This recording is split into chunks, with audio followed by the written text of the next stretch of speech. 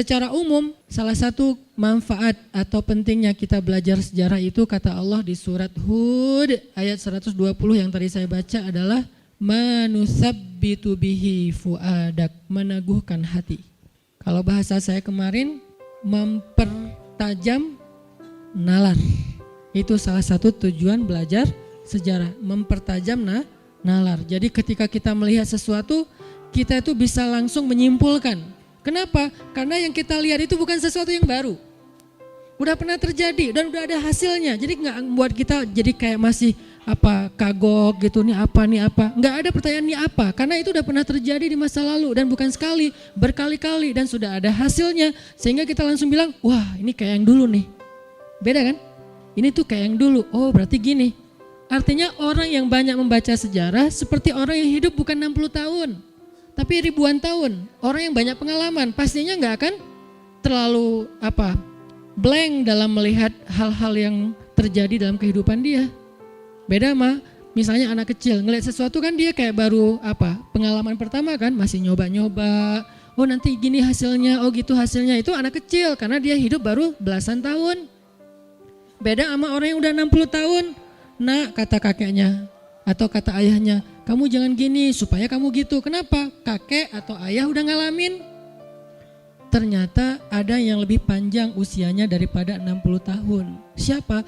Orang yang membaca sejarah. Umurnya lebih panjang daripada orang yang sekedar hidup. Kenapa? Dia bisa berusia 1000 tahun, 2000 tahun, 3000 tahun, tergantung sepanjang apa sejarah yang dia baca. Dan sejarah itu selalu terulang, nggak ada yang baru sebetulnya di bawah matahari. Semuanya pernah terjadi dan kemudian terjadi lagi. Hasilnya pun nggak akan bergeser karena itu sunnatullah.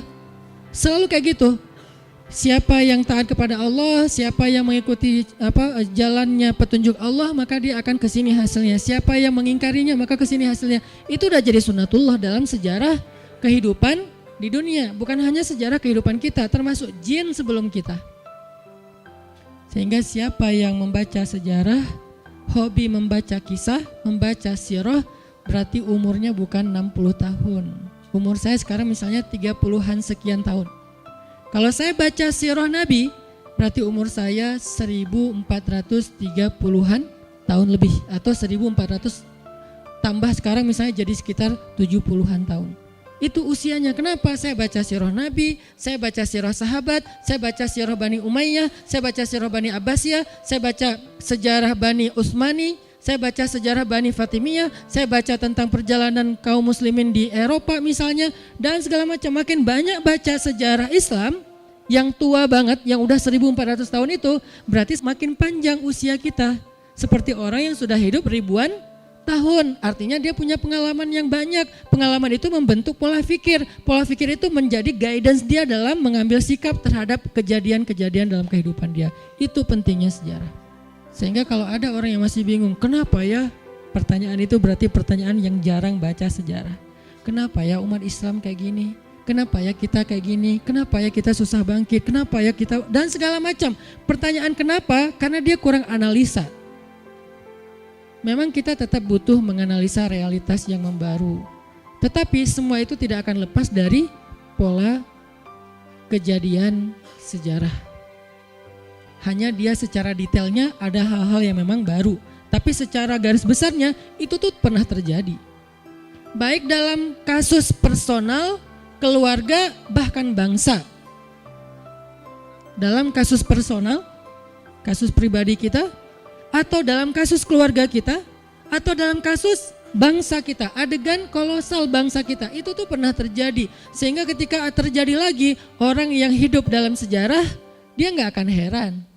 Dan dia gak akan kebingungan menentukan sikap. Saya harus sikap kayak gimana? Saya harus berpihak ke siapa? Saya harus mengingkari siapa? Gak akan kebingungan. Kenapa? Dia udah pernah baca sejarah.